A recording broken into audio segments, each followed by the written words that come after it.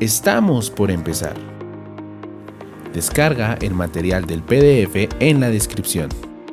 Ten a mano tus marcadores, lápices, lapiceros, colores y resaltadores. Todo lo necesario para disfrutar al máximo de esta experiencia TCB.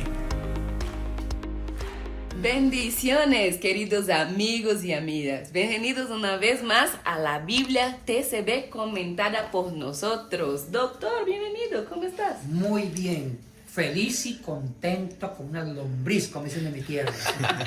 Ay, muy bien, no estaría como una lombriz en mi tierra. Tenemos más adjetivos. No, pero para las lombrices son felicidad. felices, no pagan impuestos, no hacen cola. Ok, muy bien. Demasiado para la lombriz. Estamos con invitados muy especial el día de hoy, así que bienvenido Marcos. Gracias. Muy bienvenido Dani. Estamos felices. Y si ustedes también quieren participar de nuestra Biblia comentada, pueden hacerlo de dos maneras: compartiendo este video con todos tus amigos y dejando sus comentarios en tiempo real y también abajito en el video. Pero también pueden participar eligiendo cuál es el texto que quiere que hagamos nuestros comentarios de la Biblia. Así, con toda la confianza, esperamos el comentario de cada uno de ustedes, eligiendo los textos que les gustaría pasar un vistazo con el doctor aquí desde la TCB.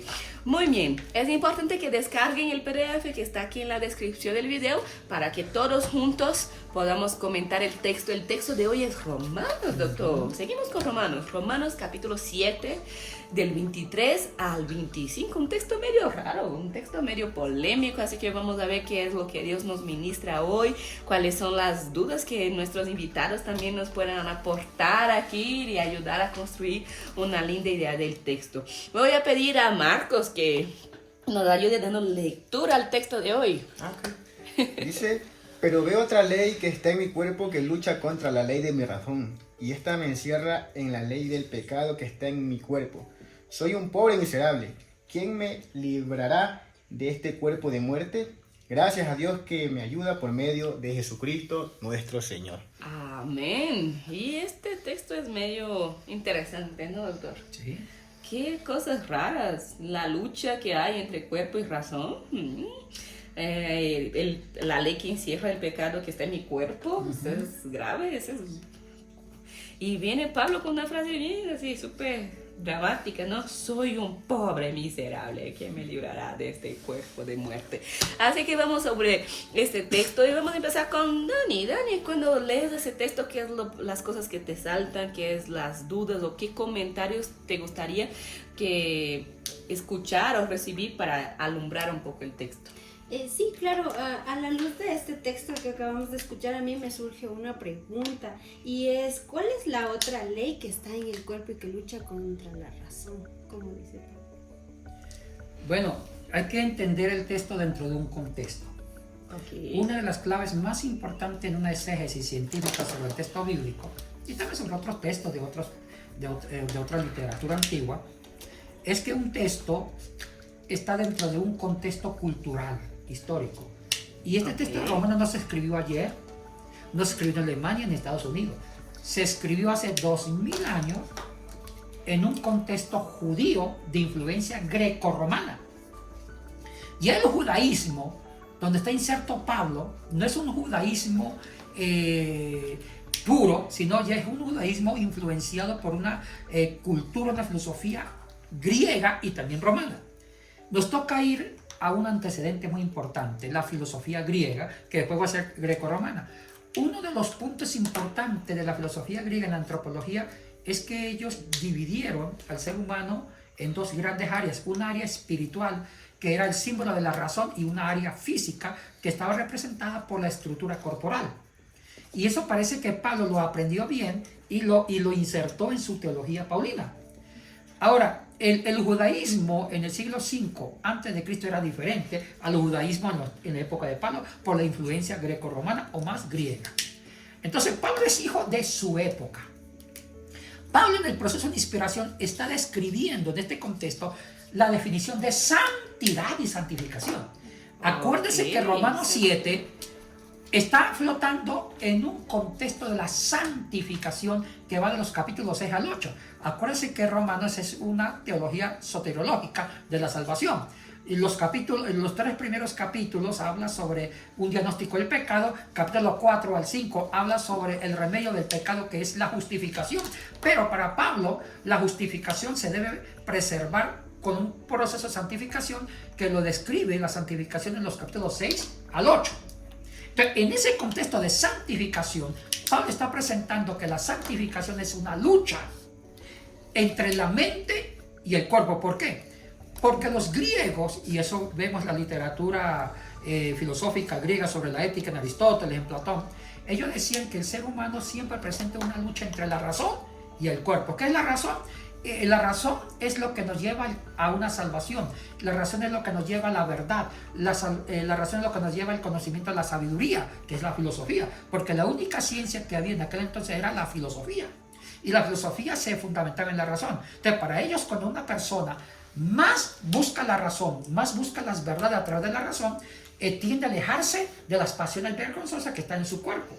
Entonces, para ellos, el cuerpo sin el conocimiento representaba lo más salvaje, porque el cuerpo puede dejarse llevar por los instintos de la pasión, de la sexualidad, de los vicios, etcétera, etcétera. Entonces, para ellos, el cuerpo debe estar regido por las leyes de la razón. Entre usted más busque la razón, más aprende a discernir, se acerca a la verdad absoluta y su cuerpo implementa conductas de acuerdo a la razón. Entonces, así presenta la santificación, una lucha entre lo ideal de ser con mi conducta inmanente a mi cuerpo. Interesante este concepto de santificación, una guerra constante. Uy, hay mucho tela que cortar aquí. Yo ni me voy a meter por ahora para no largarme mucho, así que vamos a escuchar a Marcos. Marcos, Sí, tengo ¿cuáles también, son las cosas que te salta ahí con todo eso que estamos escuchando? tengo una pregunta también. Muy bien, las preguntas son buenas. ¿Cómo podemos entender ese dualismo en Pablo? ¿Acaso es una influencia platónica o Lo gnóstica? es. ¿Acaso sí? Lo es. Porque hay muchos aportes académicos sobre el Nuevo Testamento y ven que una de las influencias griegas en el Nuevo Testamento fue la influencia de Platón en Pablo. Y se ha escrito mucho sobre esta hipótesis, que para mí tiende a ser una realidad. Y es obvio, Marcos, porque las influencias filosóficas afectaban a la sociedad, a la economía y a la religión. Es el momento del cristianismo. Entonces Pablo, porque mire, repasemos la filosofía griega del contexto de Pablo. La filosofía griega enseñaba que la ética es una emanación, es una consecuencia de la actividad racional. O sea que el fundamento de la ética es la razón. Un ejemplo, sobre esa dinámica inventaron palabras en griego que al castellano se traduce como conversión, arrepentimiento. Una de ellas es metanoia. La palabra metanoia, que se usa mucho en Marcos capítulo 1, versículos 14 y 15, cuando dice que Jesús empezó a comunicar el evangelio y invitando al arrepentimiento. Cuando dice invitando al arrepentimiento está metanoia. ¿Qué es metanoia?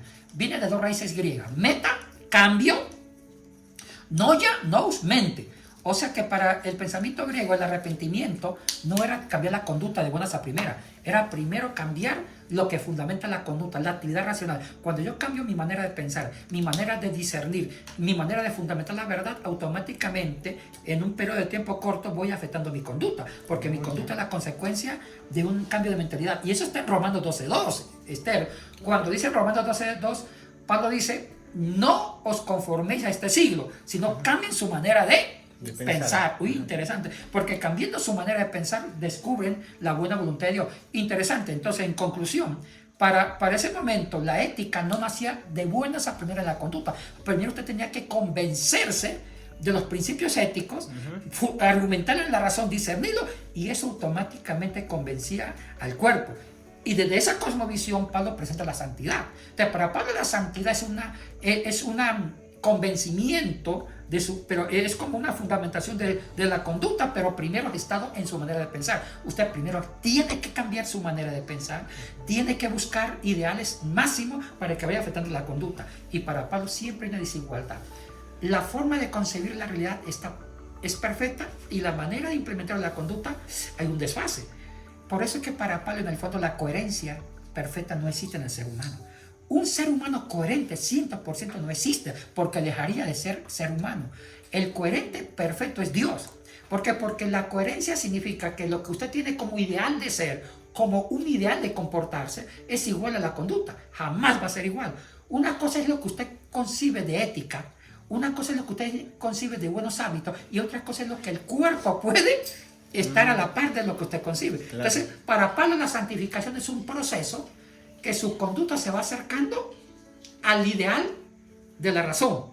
Y aquí se trata toda la vida. Y aquí usted me picó mucho. Ay. Ahora ya no aguanté. Porque hay varias cosas aquí. Primero, si vamos a seguir con ese tema de Pablo en Romanos, ya es bien fuerte, porque después incluso él va a decir que mis miembros luchan y hay una cosa medio rara.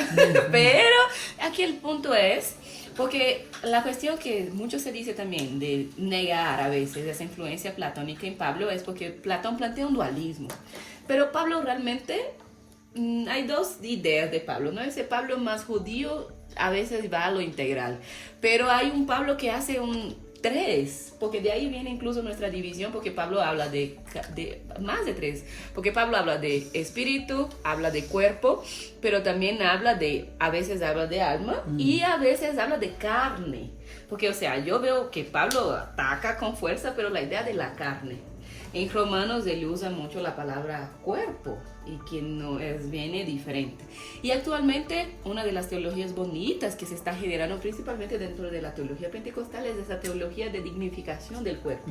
Que por medio del cuerpo el espíritu nos empodera, sentimos o sea, esa mística del espíritu hablando, ¿no? En lengua, saltando, bailando, a través de las emociones también, porque creo que por una mala interpretación de Pablo, principalmente por teologías un poco más sistemáticas, históricas, se demonizó mucho el cuerpo también. Y hoy dentro de las iglesias, todo el cuerpo es pecado y todo tiene que ser espiritual, como mencionaste, no logramos ser solo espíritu porque estamos en un cuerpo. Entonces, ¿cuál es esa diferencia, podremos decir, entre la idea de cuerpo y de carne? Porque a veces Pablo usa cuerpo de manera positiva, incluso cuando nos pone que somos el cuerpo de Cristo, y para mí hace una linda teología, principalmente en Corintios, con esa idea del cuerpo de Cristo.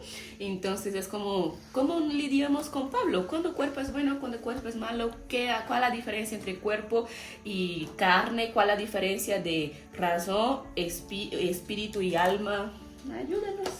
Bueno, en la antropología griega, el cuerpo era soma y la carne es sars. Ajá. Ahora, ¿cuál es la diferencia de las bueno, dos ideas? soma, cuerpo en griego, es una traducción directa del hebreo que es basar. Y cuando se traduce basar en la Septuaginta griega, al griego se usa soma.